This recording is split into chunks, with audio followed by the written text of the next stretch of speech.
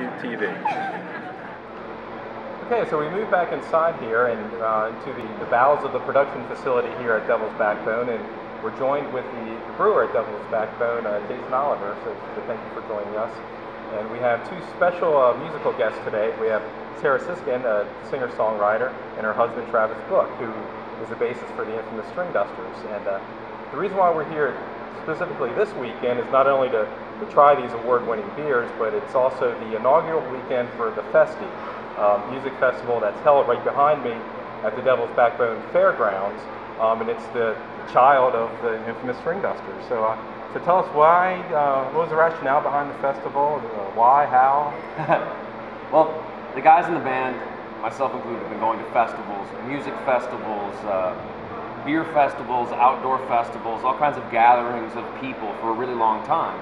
And it was one of those things that kept coming up in the van. How amazing would it be if we sort of put our own mark on the festival world, did it just the way that we would want to? Because there's a lot of great festivals, but there's always, you know, a little something that you would tweak to make it a little bit differently. So we were out here playing at the Brewing Trail Festival, which is sort of a beer festival and with music also. We were here a year ago in August, and you know, we got done playing, and the sun was setting, and the vibe was great, and we were hanging out, and we were picking music and drinking incredible beer, and we started to think, maybe this is the place for us to try to realize our vision for a festival and a gathering that brings together, you know, people with all different range of interests, instead of just music fans or just people there to drink beer or people just, you know, there to ride their bike or whatever.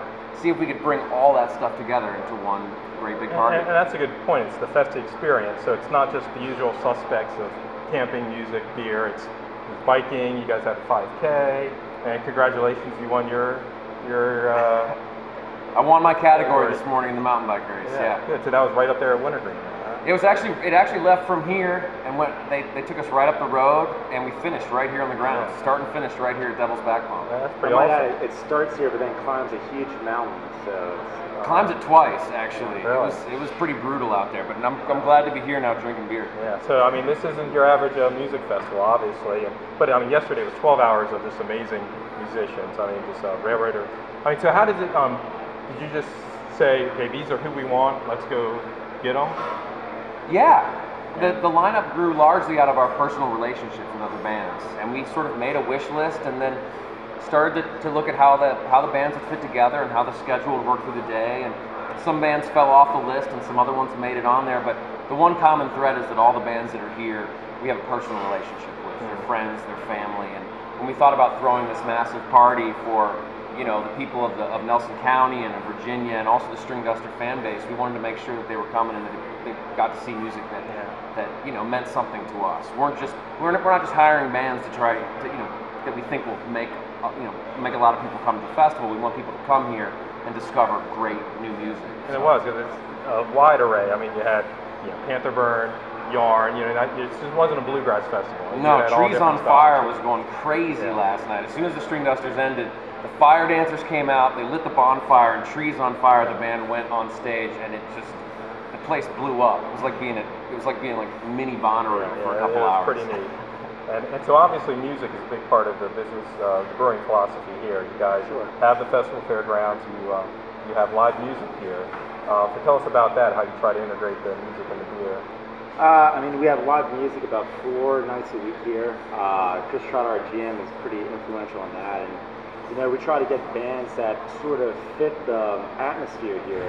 And the atmosphere is, you know, sort of, we're in this beautiful country setting. You know, I've been brewing for 14 years, and I haven't seen a brewery with as nice a view as what we had in my life. And so we try to bring acts that, you know, can feed off the energy here of the mountains, of, you know, the building that Steve Crandall built here, you know, so it's rustic. We got, you know, barnwood floors and rusty tin on the roof. So we try to, like, you know, just incorporate the music into the whole being of this place.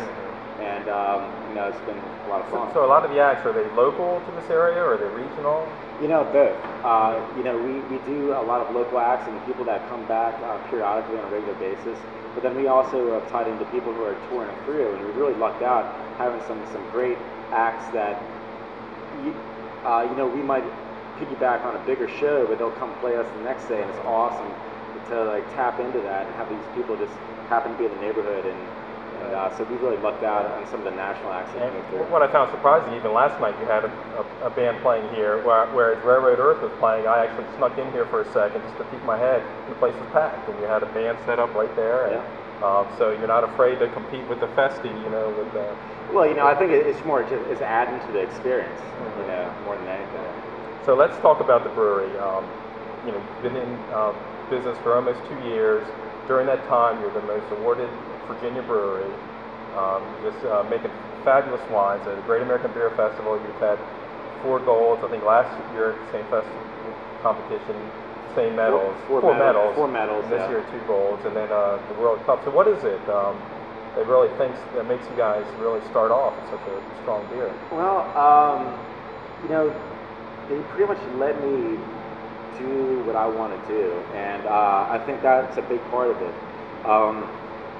You know, I like to say this equipment is sort of like the canvas in which I paint, and you know, they let me do my thing, and you know, so this opportunity when it came up, I had to pounce on it because this is a unique opportunity to start something from the ground up, a brand new brewery, to start, you know, creating unique beers from the get-go.